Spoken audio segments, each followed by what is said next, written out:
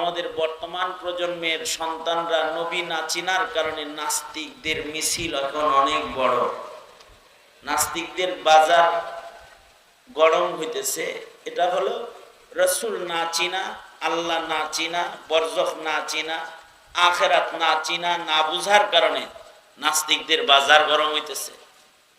তারা নবী ভক্ত হইতেছে না, নবী না চিনার কারণে নেতা ভক্ত হয় কিন্তু নবী ভক্ত হয় না, দল ভক্ত হয়, দিন ভক্ত হয় না। এগুলোর কারণ হলো আমাদের সন্তানদের কাছে এখন এই সকল বিষয়ের আলোচনা কমে গেছে। সঙ্গত কারণে সিরাতুন নবী শিরোনামের আলোচনা অনেক বরকতপূর্ণ আলোচনা, যেটা এলাকার আবাল বৃদ্ধ বনিতা সবার জন্য মুফিদ, উপকারী। এর দ্বারায় মুমিনের ঈমান তাজা হবে। নবীজির কথা যত শুনবে নবীর মহব্বত তত বাড়বে, নবীর যোগ্যতার কথা যত শুনবে নবীর কাছে তত বেশি দুর্বল হবে। কেউ কারোর কাছে দুর্বল হয় কখন? যখন তার পরিচয় পায়। হ্যাঁ, এতক্ষণ চিনে নাই তো বুড়া আঙ্গুলি দেখাইছে, যখন জানছে যে উনি কিন্তু কর্নেল সাহেব তখন নরসরা দিয়ে বসছে। কেন? চিনে যখন মানে তখন। উম্মত রসুল চিনে যখন, রসুলকে মানে তখন। যখন নবীজিকে বুঝতে থাকে, চিনতে থাকে বেশি, তো নবীজির প্রেম বাড়তে থাকে। নবীর প্রেম ছাড়া তো ইমানদার কামেল হওয়া সম্ভব না। যতক্ষণ পর্যন্ত নবী প্রেম না হবে কামেল, ততক্ষণ পর্যন্ত ঈমান কামেল হবে না। লা ইউমিনু আহাদুকুম হাত্তা আকুনা হাব্বা ইলাইহি মিন ওয়ালিদিহি ওয়া ওয়ালাদিহি ওয়ান নাসি আজমাইন। সবার চাইতে নবীজিকে বেশি ভালোবাসতে হবে, হাত্তাকে নিজের জানের চাইতে। আপনি যে আপনার সন্তানের চাইতে নবীরে বেশি ভালোবাসেন, এটা বুঝবেন কেমনে? আপনার বিবির চাইতে আপনার নবীকে বেশি ভালোবাসেন, এটা বুঝবেন কিভাবে? আপনার পিতার চাইতে, আপনার মায়ের চাইতে, আপনার বন্ধুর চাইতে আপনি যে নবীকে বেশি ভালোবাসেন, এটা বুঝার উপায় কি?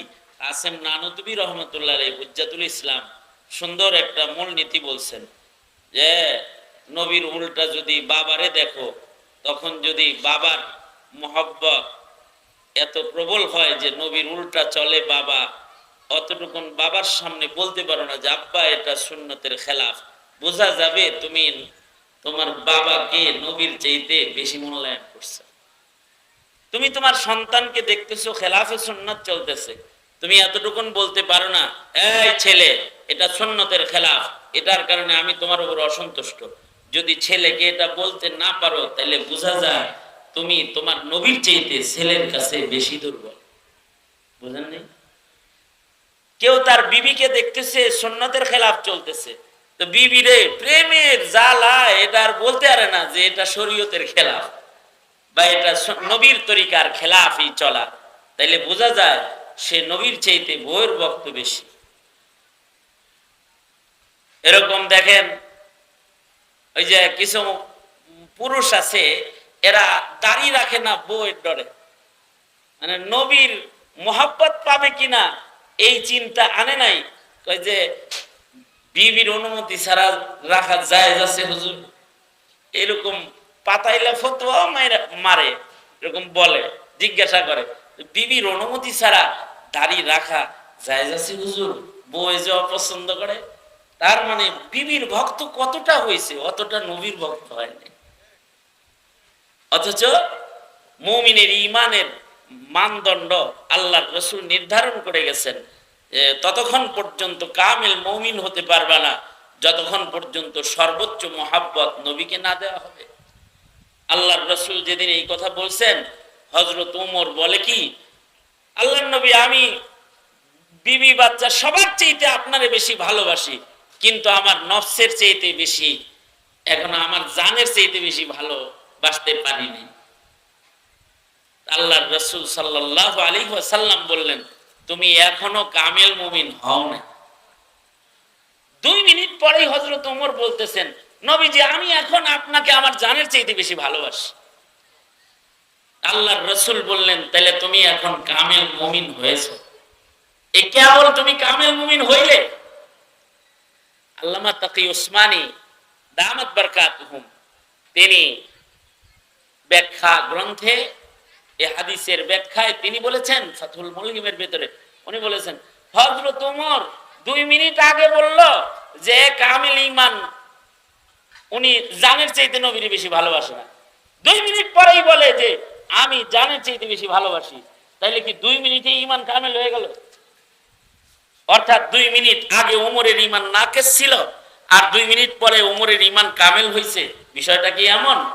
আল্লামা উসমানী বলে না, ওমর তো মুহাদ্দাস, ওমরের হৃদয় আল্লাহ পাক আল্লাহর কথা ইলকা করে। আল্লাহ তাআলা উমরকে দিয়ে এই নাটকটা সাজায়া প্রেমের গভীরতা কেমনে হয় এটার একটা চিত্র কিয়ামত পর্যন্ত উম্মতের কাছে পেশ করছে। হযরত উমর নিজের জানের চাইতে রাসূলকে আগে থেকেই বেশি ভালোবাসে, কিন্তু তারপরেও আল্লাহ এলকা করছে তো, এ কারণে হযরত উমর জাতিকে দেখাইতেছে এই সাবধান, জানের চাইতে ভালো না বাসলে কিন্তু ঈমানদার কামিল হবি না। ওই দেখোস না কয় কি কেবল ঈমানদার হইলা, এটা একটা কথা।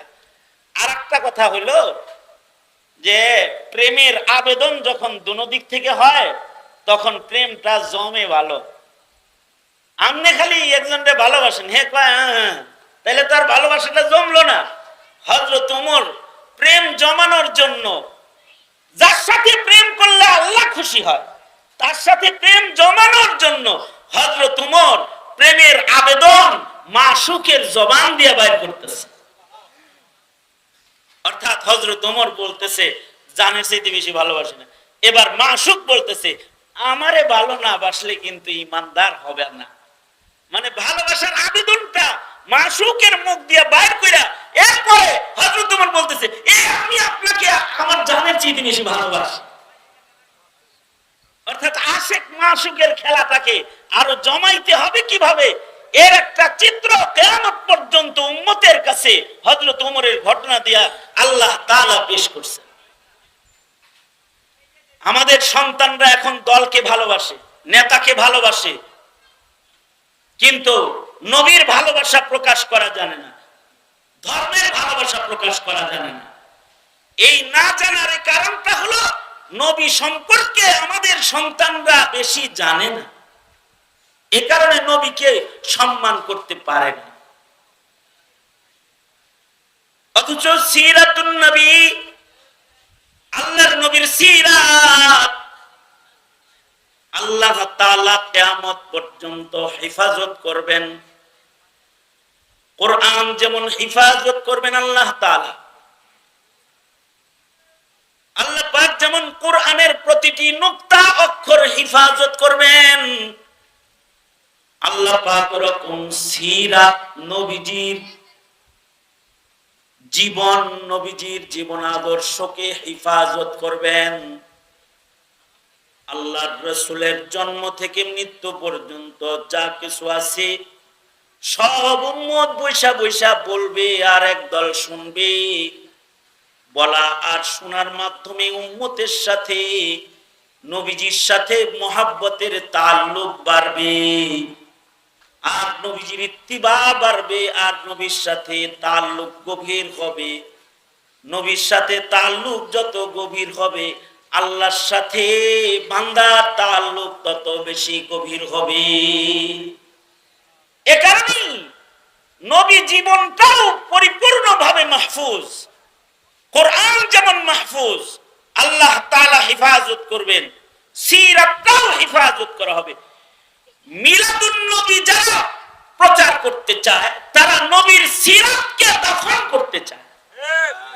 অর্থাৎ এরা নবীর শুধু জন্মদিন অথবা জন্ম বৃত্তান্ত অথবা জন্মের আনন্দ, জন্মের খুশি দিয়েই নবীর সিরাতকে দাফন করে ফেলাইতে চায়। অর্থাৎ মুমিনের ঈমানকে এই জন্ম আনন্দের ভেতরে ঢুকায়া এতটুকুনের ভেতরে সীমাবদ্ধ করতে চায়। তার মানে হলো এরা নবীর অনুসারীর বাজারকে নষ্ট করতে চায়।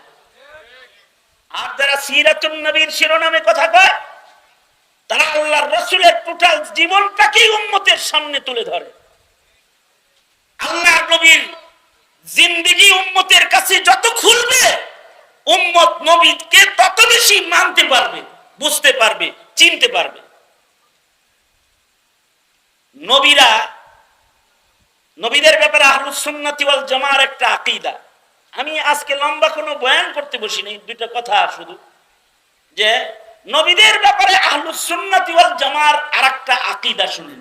আকীদা হলো নবীরা হাইয়ান ওয়া মাইয়িতান, নবীরা জীবিত এবং মৃত জমিনের মানুষের জন্য উপকারী, অপকারী না।